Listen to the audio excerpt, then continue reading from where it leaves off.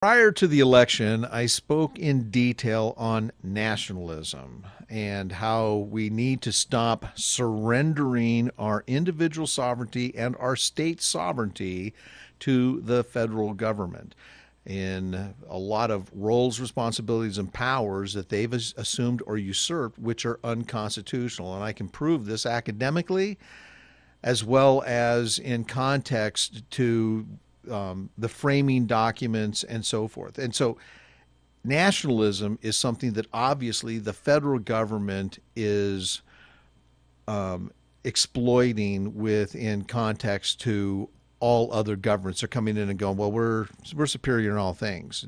Read the Constitution. We're superior in all things. The Constitution is the highest law of man. Yeah, that's superior in all things delegated to the federal government. They're only superior in that, and all other things, the states are superior, and the people are superior in all other things that not delegated. So who else supports or who else exploits nationalism? Get a little excited here. Well, there's lots of people, but of course, the secular progressives, they use the education system to inculcate and brainwash us into believing that we were founded on national principles, that the federal government had all these powers, and that's why everybody believes in nationalism. The globalist think tanks in society, such as the CFR, Bilderbergers, and so forth, they all believe this as well. And they're happier than pigs in mud, understanding the fact that we don't know any better and that they're taking advantage of us and they're getting away with it.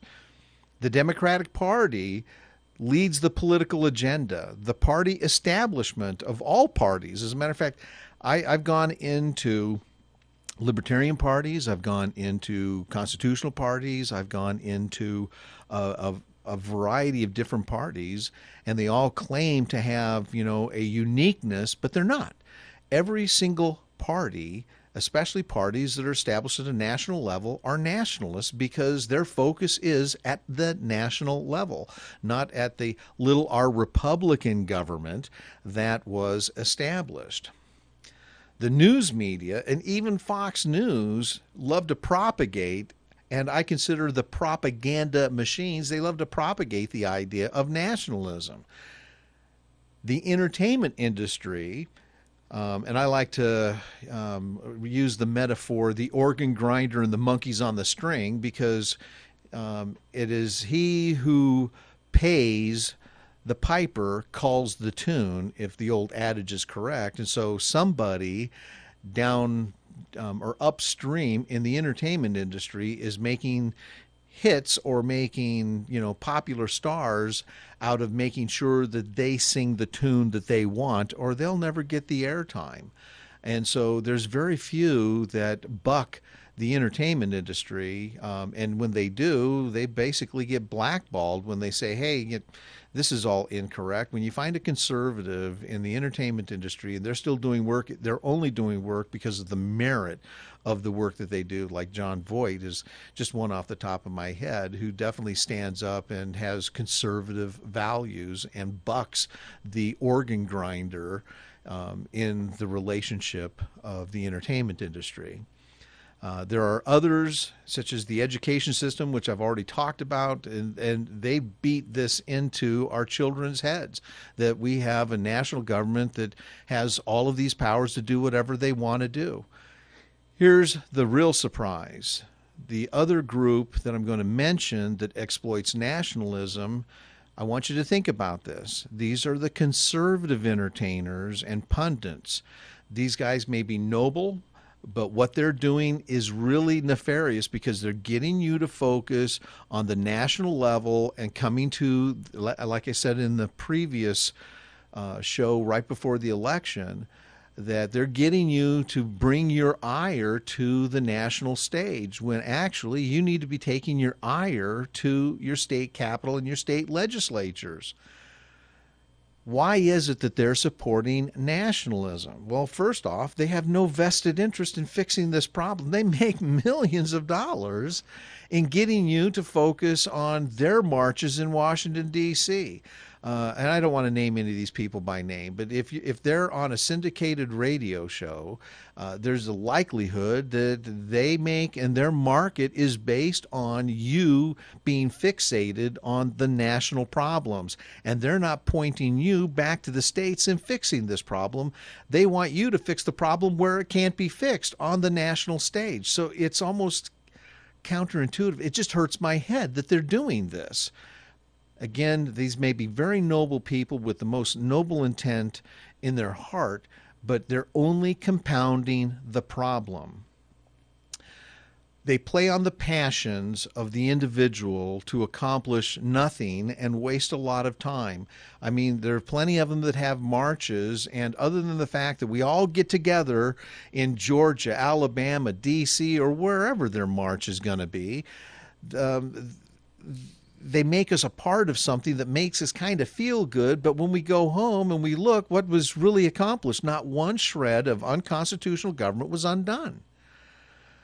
This is why this show, Reclaiming the Republic, is about education and about educating you regarding our real hybrid constitutional republic. I could be sitting here telling you and peddling the concepts that I have in my first book, We the People, Whose Constitution Is It Anyway? In my second book, The Strategy to Convene a Convention. Of course, these are all the We the People series. And if you don't read those books, you won't get to the minute detail, but I'm trying to put it into content here. I'm not trying to become a millionaire. I'm actually trying to save our Constitution. The Constitution is a contract, and it must be complied to. The non-compliance is rendering it useless. Here's another surprise. Another majority or another very large, powerful entity that is undermining our Constitution, and it's happening right underneath our very noses, is the national Christian leadership. They've been selling this nation downriver, and I exposed this in my first book, We the People, Whose Constitution Is It Anyway, when the Second Awakening occurred in this nation. And that was in the early 1800s, around 1820, 1830. This organization, and I'm calling them out, and I ask you to go Google, look this stuff up. I talk about this on a Facebook post regarding my pre-election post on Facebook regarding unity equals individual liberty and subjugation, or I should say division equals subjugation to the state.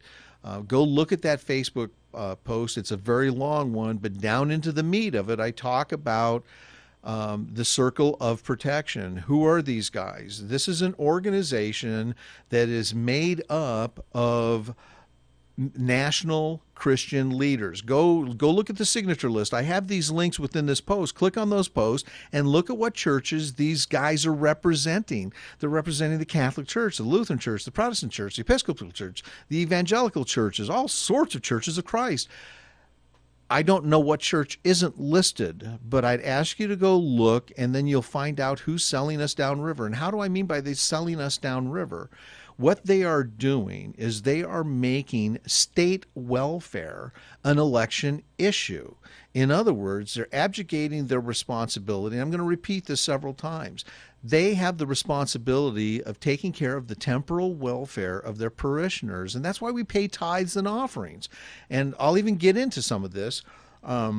But I just want you to understand that if you look down at the local level, you don't see any of this going on. And I don't know if your local pastor, local religious leader is saying go to the state government instead of helping you, but he should be helping you. And I don't see any of this at the local level, but at the national level where your tithes filter up, these guys are trying to make sure that the state government ramps up the welfare system. And what that means is they're sending their parishioners, their flock, to the government to become slaves of the state. Because once people get on to the teat of government, the government has no plan of weaning or no design of making anybody self-sufficient.